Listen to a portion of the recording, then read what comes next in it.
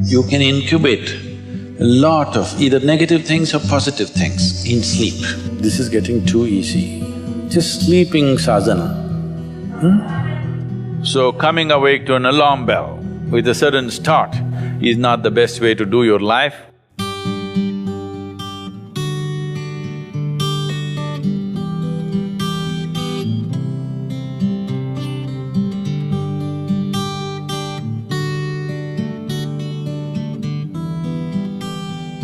How many of you find that one day morning when you get up without any reason, you're just feeling ugly for no reason? If it is happening even at least 2-3 times a year, if it is, then you must do certain things before you go to bed. It's very, very important. Because unconsciously, you need to understand this, you can incubate a lot of either negative things or positive things in sleep. Either pleasantness or unpleasantness, you can incubate very effectively, uninterrupted in sleep. You can also incubate it in the day, but there are so many interruptions, it doesn't happen very efficiently. But if you have a tendency to go to bed in a certain way and you wake up in the morning really nasty for simply no reason, that means you're incubating things in the night very efficiently. Bad eggs. This is not just about psychological disturbances, it can cause major physiological problems over a period of time. It's important that you eliminate these things from your life.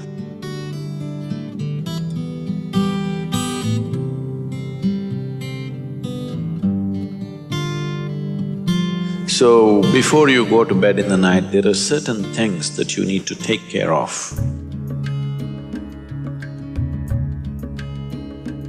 It's best if you're eating meat and other kinds of meals, you eat at least 3 to 4 hours before you go to bed. The digestion is over. Before going to bed, drink a certain amount of water and go to bed. You will see it gets taken care of just like this. One simple thing can be just a shower. Always to shower before go to bed, it'll make a lot of difference. In this weather, maybe cold showers are difficult, so you go for lukewarm showers, don't go for hot showers in the night.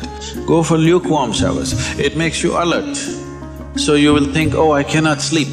It doesn't matter, you will sleep 15-20 minutes or half an hour later, but you will sleep better because it will take away certain things. When you shower, it is not just the dirt on the skin that you're taking away. Have you noticed if you're very tense and anxious, whatever, just a shower, you came out, it feels like almost the burden has been taken away from you? Have you not noticed this? So it's not just about washing the skin, a whole lot of things happen when water flows over your body. This shower is a very rudimentary buddhi shuddhi because over 70% of your body is actually water. If you run water over it, a certain purification happens, which is beyond cleaning the skin. One more thing if you want to do, you just light an organic oil lamp, a cotton wick, some oil, anything. What do you use here? Normal cooking oil. Linseed oil, rice bran oil or sesame oil, what do you have? Olive oil, fine. Any organic oil with a cotton wick, just burn one little lamp somewhere in the room where you sleep. You will see these things will completely disappear. If you can bring in a chant or there are nightly practices, yogic practices, before you go to bed, sit on your bed and do this practice. If you want to do Isha Kriya, it's available on the net.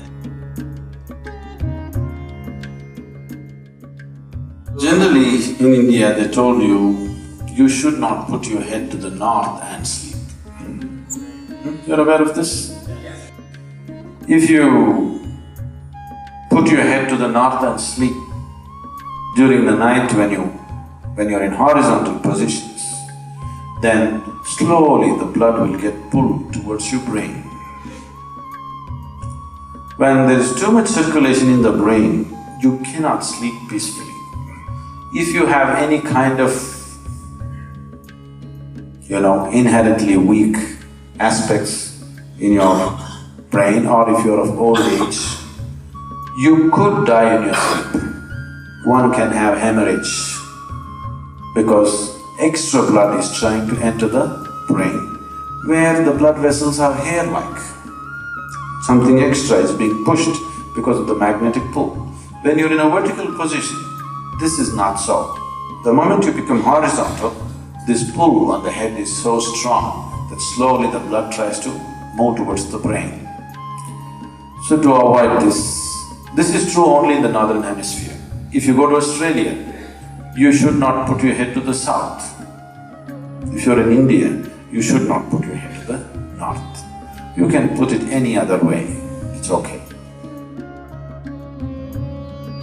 Keep this in your mind, that you are truly a mortal, okay? Not in words, really, you could fall dead right now. You may be young, you may be old, it doesn't matter, you can fall dead right now. Yes or no? Before you go to bed, sit on your bed and think this is your deathbed. You have just 1 more minute to live. Just look back and see, what you have done today, is it worthwhile? Just do this one simple exercise. And you don't know when it really happens, whether you'll be sitting on your deathbed or lying in a hospital, all kinds of things sticking into you.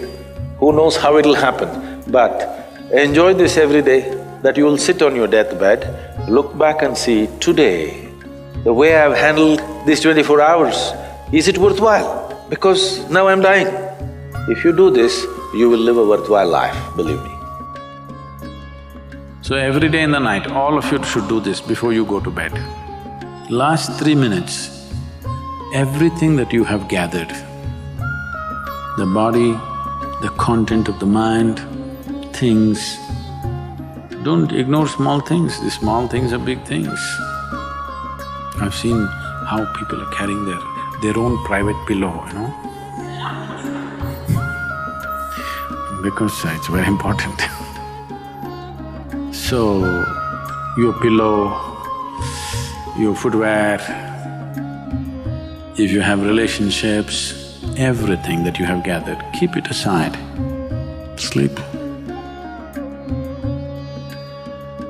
If you sleep in that condition, you will wake up with much more light, with much more energy, with much more possibilities than you have imagined possible. Just sleep as life, not as a man, not as a woman, not as this and that. Keep everything down, simply. See, this is getting too easy. Just sleeping sadhana. At least this you must do.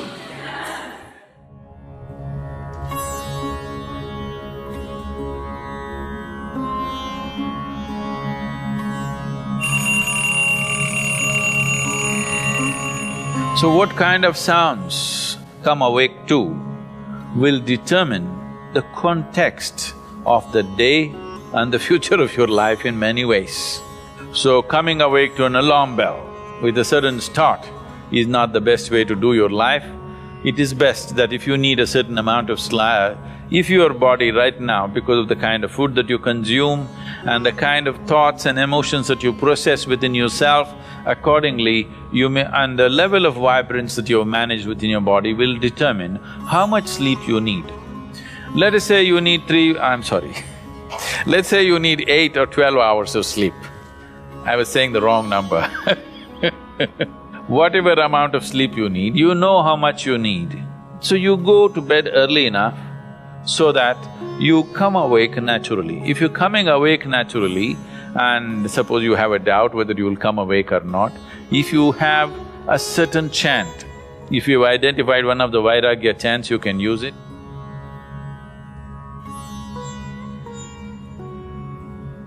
Physiologically, one important aspect of you is your heart, the pumping station for your blood circulation, which pumps life across the body. If this one thing doesn't happen, nothing happens. This starts from left side. So we told you, in India they have told you, when you wake up, you must roll to your right side and get up.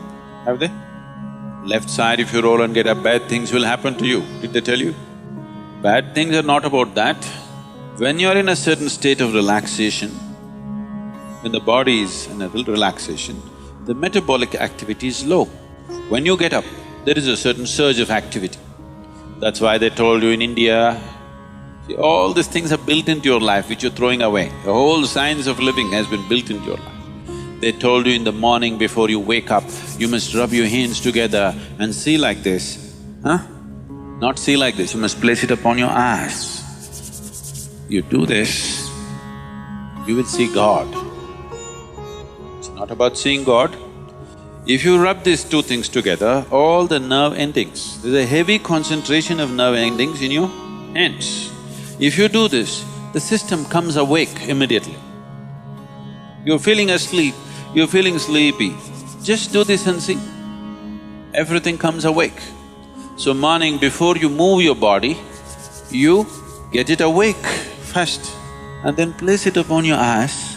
Instantly a whole range of nerves connected with your eyes and the other aspect of your senses come awake. Before you move your body and your brain should be active. You shouldn't get up dumb, that's the idea. Understand? So you do that and then roll over to your right and get up.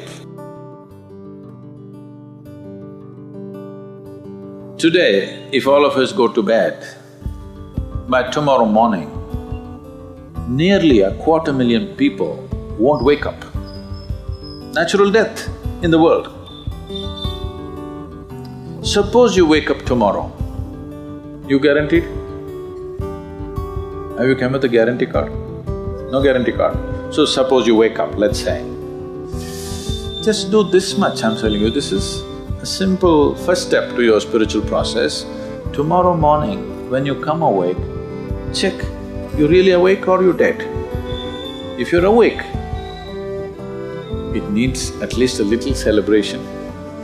You don't have to get up and dance, at least you can smile, still on. 250,000 people died.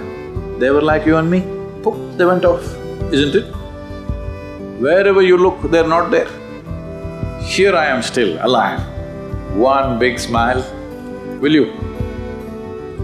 I'm talking management, you know? Then if 250,000 people died, at least 3 to 5 million people lost somebody who's dear to them. You check those 3, 4, 5 people who matter to you, all of them alive today. One more big smile, hello? Will you or not? Alive. If suppose right now, we put a gun to your head, will you think it's a relief? No. You'll be terrorized, isn't it? So that's how precious it is to be alive, isn't it so? That's how precious it is for you to be alive. So tomorrow morning, 250,000 people died overnight, but you're still alive. Does it not at least deserve a big smile, I'm asking you?